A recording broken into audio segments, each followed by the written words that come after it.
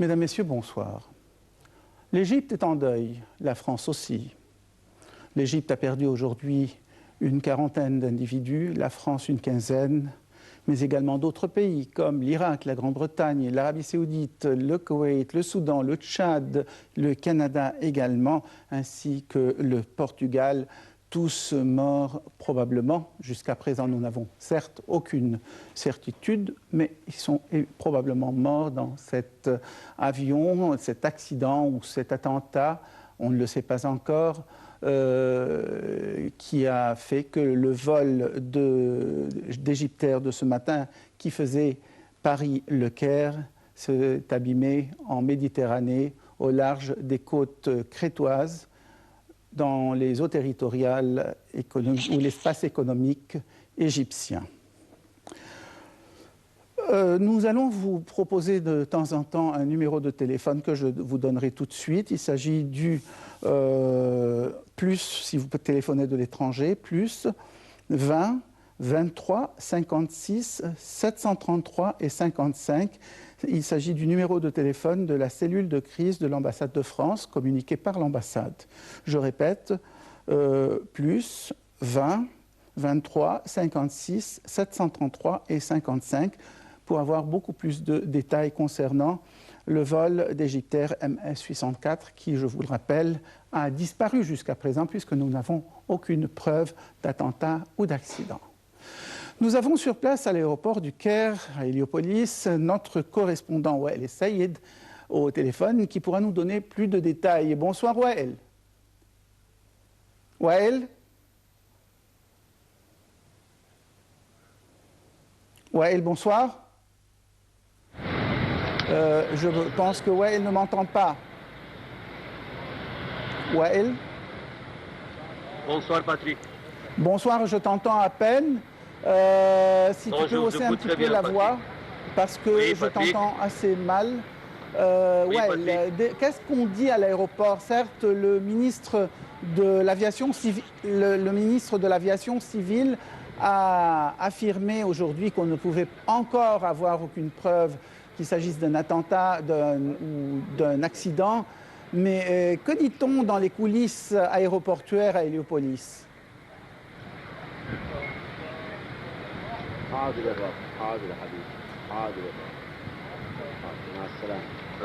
fait, Patrick, juste à 19h50, on a reçu un message que,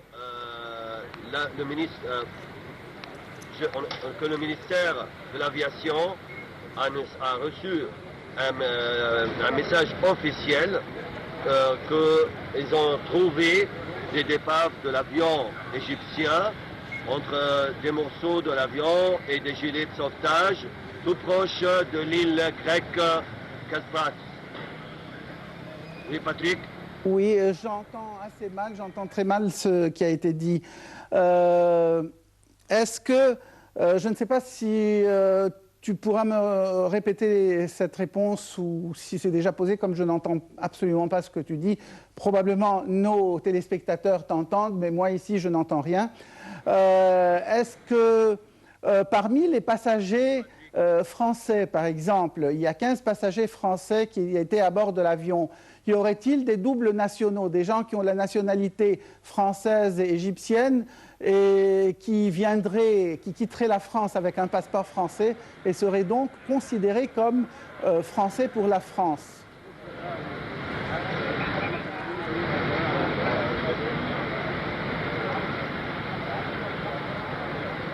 Non, on n'a pas reçu des informations qui peuvent nous rassurer ce que vous disiez, mais parmi les passagers qu'on a su, c'est 30 Égyptiens, 15 Français, 2 Irakiens, un Belge, un Canadien, et un Britannique et un Tchadien. Ça, c'est les nationalités qui étaient au bord de l'avion Airbus 320A. Mais nous ne savons pas. Parmi les Français, il y aurait des gens qui auraient un passeport français, un passeport égyptien. Oui, Patrick.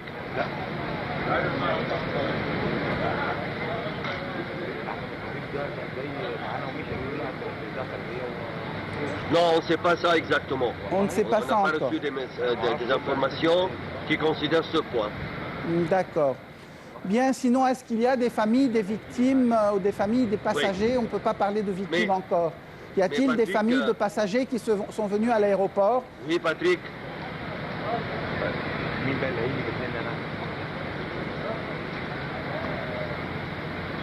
Oui, le matin, depuis le matin, on a beaucoup de familles de passagers qui sont venus à l'aéroport pour savoir ce qui est arrivé pour leurs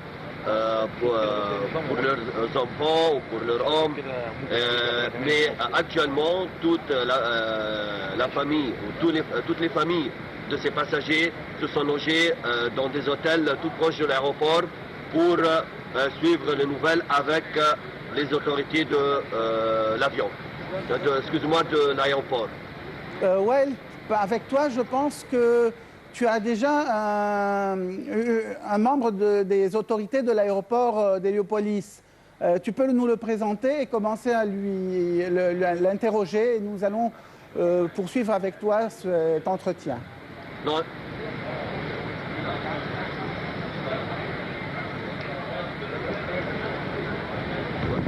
Excuse-moi, je peux seulement justifier un point. C'est un journaliste qui est spécialiste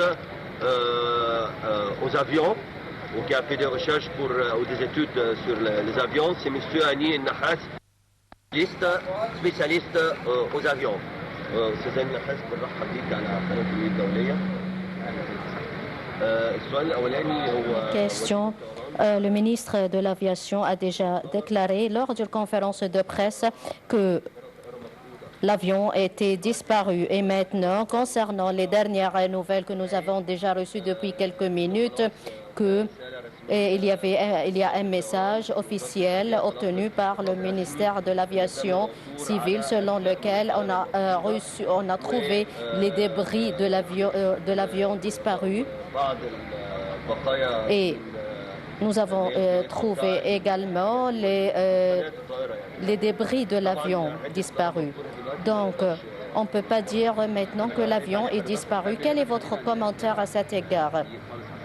Nous voulons présenter nos condoléances aux familles des victimes à la suite de la confirmation de la nouvelle selon laquelle on a trouvé les débris de l'avion et certains objets appartenant aux victimes.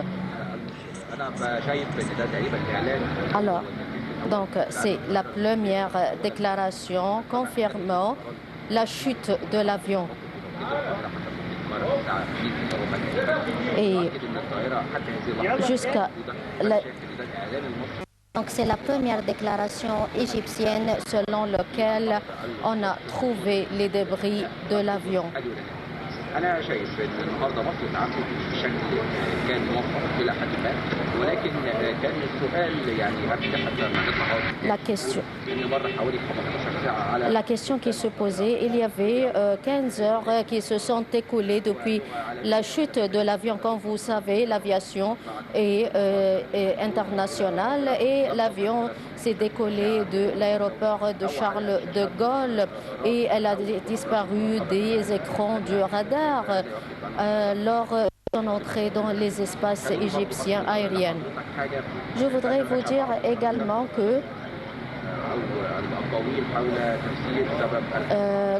concernant la disparition de l'avion,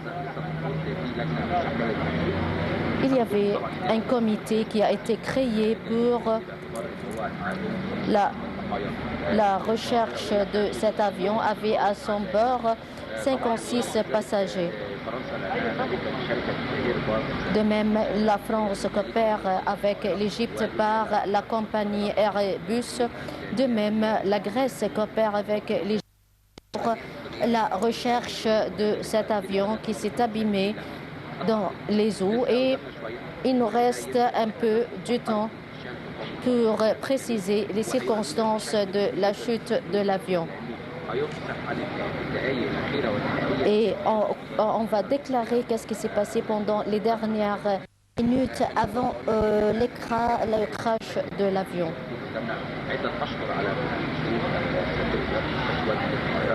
De même, je remercie les forces armées pour les efforts déployés à la recherche de l'avion.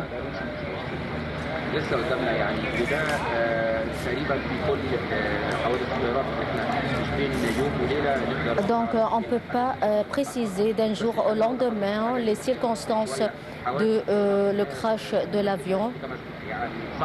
C'est très difficile de préciser les circonstances de la chute de l'avion. On ne peut pas trouver de crash d'un avion mêmes circonstances.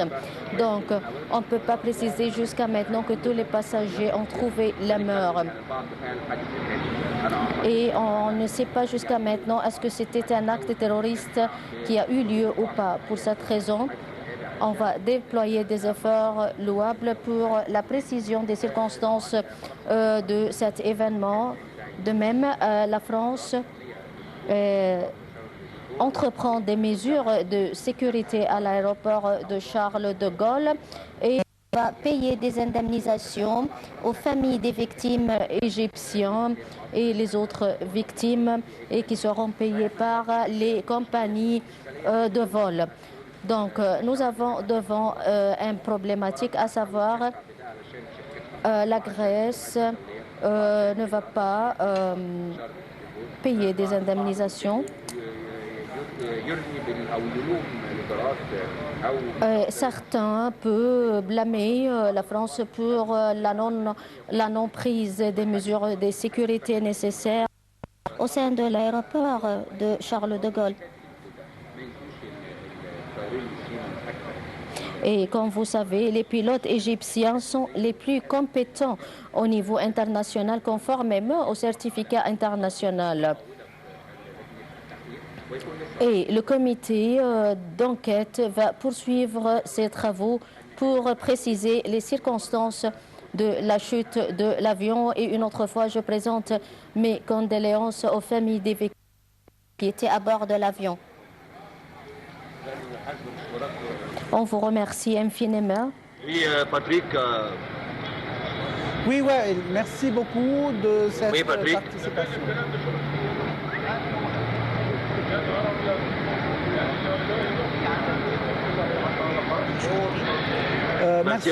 Merci Wael pour cette participation, cette contribution depuis l'aéroport du Caire. Mesdames, Messieurs, en effet, nous avons eu de peine et comme l'Égypte est endeuillée, la France est endeuillée et d'autres pays également sont endeuillés, je vous propose maintenant un compte-rendu général de la situation. Ce compte-rendu a été fait juste avant que la Grèce n'annonce la découverte de débris d'avions au large des côtes crétoises. L'avion d'Égyptair, mesdames, messieurs, qui reliait Paris-Le Caire avec 66 personnes à bord, dont 30 Égyptiens et 15 Français, plus une dizaine d'Égyptiens et les forces de sécurité, s'est abîmé. Il s'agit d'un Airbus A320. Je vous laisse avec ce compte-rendu de la situation et on se retrouve avec nos invités tout de suite après.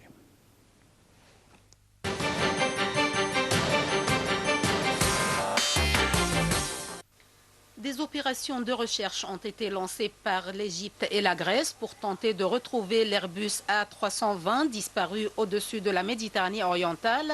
Le vol MS-804 se trouvait à 37 000 pieds d'altitude et était entré dans l'espace aérien égyptien lorsqu'il est sorti jeudi à 2h45 heure du Caire, a précisé Égyptair sur son compte Twitter. Aucune hypothèse ne peut être écartée sur les causes de cette disparition, a déclaré le Premier ministre français Manuel Valls. L'appareil transportait 56 passagers, dont un petit garçon et 2 bébés, ainsi que 7 membres d'équipage et 3 officiers de sécurité, selon la compagnie nationale.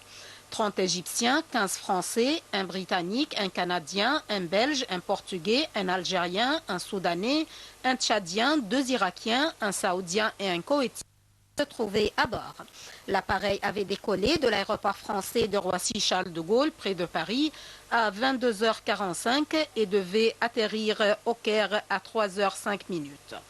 Le contact radar a été perdu alors que l'avion se trouvait au-dessus de la mer Méditerranée, à 280 km de la côte égyptienne, a précisé Égyptaire. Le président Abdel Fattah el-Sisi s'est entretenu avec son homologue français François Hollande, évoquant une coopération étroite pour établir le plus vite possible les circonstances de cette disparition.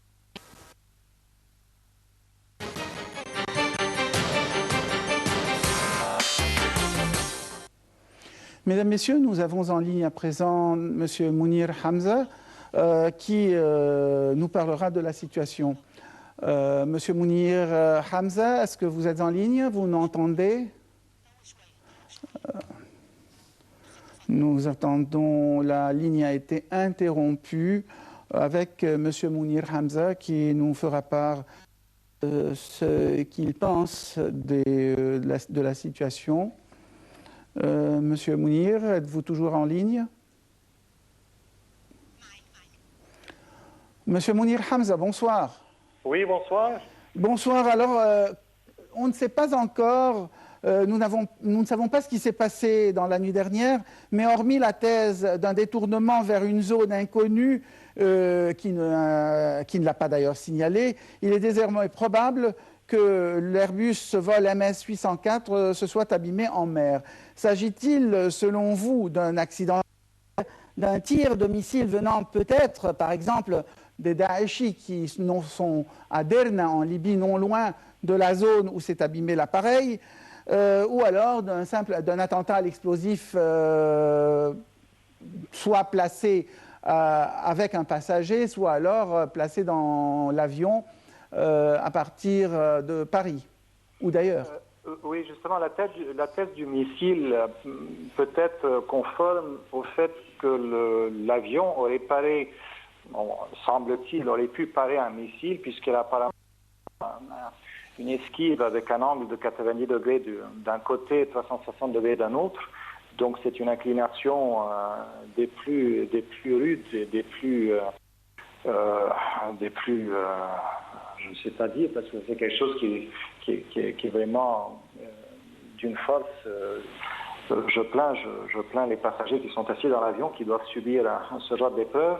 Ça pourrait peut-être expliquer l'esquive de l'avion, avant bien sûr la chute vertigineuse de 37 000 pieds à 15 000 pieds. Est-ce que c'est à cause, justement, comme vous le dites, d'un tir d'un missile qui s'est parti peut-être de Sirte de la Libye? Est-ce que les missiles Grad, je vous rappelle que le missile Grad qui a été modifié, le missile russe qui est apparemment responsable de la chute de l'avion de l'air de la compagnie malaisienne, c'était le MH19 au-dessus de l'Ukraine qui a été apparemment percuté par un missile, imputé d'un côté par les russophones et de l'autre par les Ukrainiens. Oui, exactement. Alors, c'est vrai que ce missile qui date des années 60 a été modifié par les Russes. Est-ce qu'il peut atteindre cette portée de quelques centaines de kilomètres pour arriver jusque-là? Peut-être ça explique un peu l'esquive de l'avion. D'un autre côté, est-ce qu'il y a eu une baisse de pression considérable? Alors là, on parle du côté technique qui a poussé à ce que même un message de détresse n'est pas parti du pilote ni du copilote. Est-ce qu'il y aurait un crash complet des systèmes de vol? Ceci est très improbable. Le bilan sécuritaire de l'Airbus A320 n'est pas si mauvais que ça. En fait, il est bon. Les conditions météorologiques étaient bonnes, elles aussi. Est-ce que tout ceci nous amène vers la piste? Pourquoi pas? Elle semble plausible. Alors là, je me demande des questions. Est-ce que quelqu'un a pu rentrer dans l'avion avec une ceinture d'explosifs? Alors là, je m'adresse aux instances de sécurité françaises. C'est à elle qui est imputé ce genre de questions. Est-ce qu'il y avait une bombe qui était mise dans l'avion? C'est tout aussi bien la responsabilité, bien sûr, du système de sécurité français. Il y a beaucoup de possibilités. Moi, je pense que ce qui est moins probable, c'est le problème technique. Je ne pense pas qu'il y ait eu un crash complet des systèmes. La thèse terroriste semble probable, du moins pour le moment. Celle d'un missile, peut-être moins, je ne sais pas, je ne peux pas me prononcer. Ceci dit, je pense qu'il faut attendre un peu pour savoir un peu plus. Vous ne pouvez pas nous affirmer, si, c'est-à-dire, vous affirmez certainement qu'il ne s'agit pas d'un accident. Tout ne peut pas tomber d'un coup dans l'avion, d'autant plus que juste avant de quitter les airs, enfin l'espace aérien grec, il paraît que le pilote était plutôt de bonne humeur et qu'il s'est adressé en langue grecque donc c'est quelque chose de soudain qui s'est passé. Tout à fait, soudain à un tel point que même un message de détresse n'est pas passé. Alors là, vraiment, ça doit être quelque chose d'extraordinaire. L'Égypte Air fait partie du groupement Star Alliance depuis des années, justement pour avoir accompli des paramètres techniques qui sont quand même assez poussés du groupe. Les petites visites, les grandes visites qui sont faites sous l'optique de la maintenance des avions d'Égypte Air, tout à fait conforme au règlement de l'aviation internationale, et je parle surtout du groupe Star Alliance, dans lequel il y a des compagnies de renommée internationale. L'Égypte a la qualification, elle a des centres de maintenance qui sont qualifiés, elle a le personnel pour le faire. J'ajoute, le bilan de l'avion est bon, l'Airbus A320. Les pilotes avaient, semble-t-il, l'expérience requise. Je suis prône plutôt vers justement que ce soit donc la thèse terroriste, que ce soit bombe, que ce soit missile. Je ne vois pas vraiment un relâchement complet de tous les services, tous les systèmes de vol sur l'avion. Et en tout cas, certainement pas un accident dû à une collision avec une sorte d'oiseau ou des rapaces qui voleraient à 11 000 mètres d'altitude. 37 000 pieds, je ne pense pas. Oui. Non, je ne pense pas du tout. Parce que cette hypothèse a été soulevée également. Oui. Hein? Oui, c'est pour cela que je vous le dis, mais là, à 11 000 mètres, c'est difficile. Je vous remercie beaucoup, Monsieur Mounir Hamza, pour votre intervention. Mesdames, Messieurs, à présent, je vous propose un petit interlude, un petit espace avant d'entrer en contact avec notre invité de ce soir.